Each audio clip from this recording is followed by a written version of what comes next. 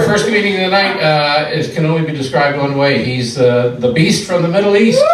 Please welcome Mahmoud Issa.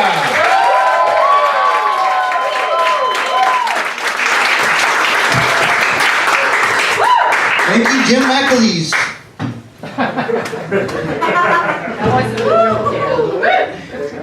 So, how's everyone doing tonight?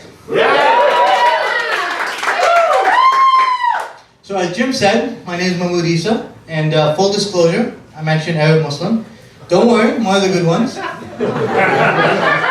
have no plan to kill you all here tonight.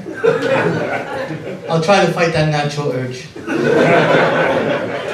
But to be honest, you guys have nothing to worry about, because I would be a terrible terrorist. And the reason is, I'm just so out of shape. Okay? I used to be more out of shape, and I know that's pretty surprising given the physical specimen you guys see in front of you.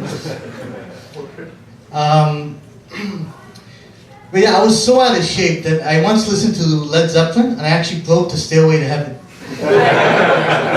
They had to replace it with an escalator. It was so bad that I actually when I arrived here, I was actually considered my own migrant caravan. When I came into the border, I actually had to look back at the rest of me and just to make sure we all had our passports. It was bad. Like I used to have to wake up in sections across multiple rooms simultaneously.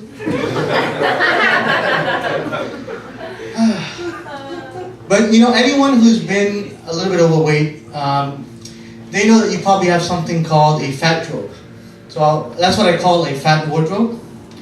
So that's when 5% of your clothes is really the clothes you wear day to day. And the other 5% is reminder clothes, right? So these are clothes that you wore when you were a little bit fatter, and you sort of keep it to remind yourself and fat shame yourself. I look at my reminder clothes and I look at it and I say, man, I can't believe I used to wear that. It looks like a couch cushion. Is that gravy? Yeah, 2013. It was a good vintage that year.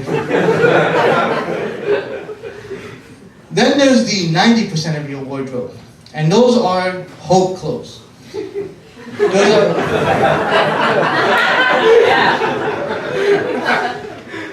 Those are clothes that you hope to one day fit into, but deep down you probably won't. And sometimes I look at my hope clothes and I'll be like, damn, one day I'm gonna wear the hell out of that Speedo. I swear. And I mean it. Like, I'm gonna wear it and only it. Like when I go to the library, from the librarians, like, check out these quads. When I go to preschool to pick up my nephew. You guys know you want some of this? You do? But to be honest, I really should get into better shape. And the reason being, I'm 31 right now, and my mom is giving me a hard time to get married. She'll be like, Mahmoud, if you don't get married, people will think you are the gay. And I gotta tell her, Mom, I hate to break it to you, but the gays are getting married now. If anything, I'm super straight by not getting married.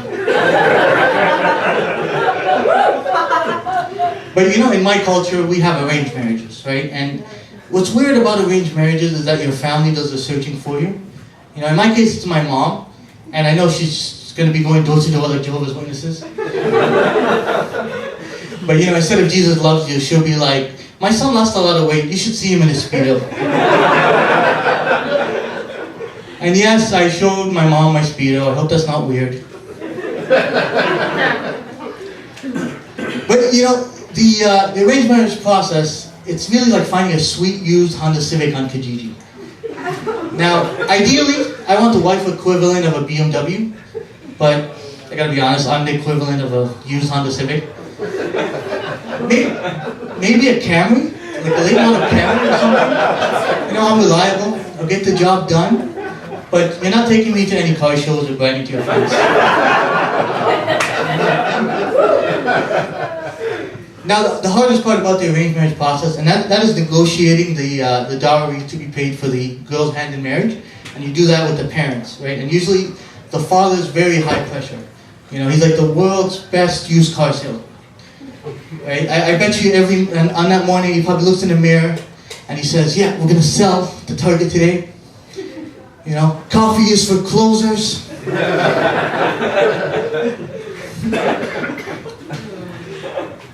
And you know, when I show up, he's probably gonna be like, my friend, you look like a nice guy. I want to sell it to you, but you gotta be quick, because I have 3 suitors coming in 10 minutes. And how do I tell him I'm just kicking the tires? Right? You know, I'm just test driving, you know, try before you buy, right? But anyone that's been in a negotiation knows that, you know, to really win the negotiation, you have to oversell why the amount you're asking is too much. So usually I'll stand with the father and I'll tell him, you see her humpback nose and lazy eye? And by the way, the daughter is usually in the room as well. And it's not tears of joy, I'll tell you that. By the way, ladies, I'm still single, if anyone's asking. So it's a surprise, I know. But if anyone's interested, come see me after the show. I'll give you my mom's number, you can talk to her. Thank you very much, guys.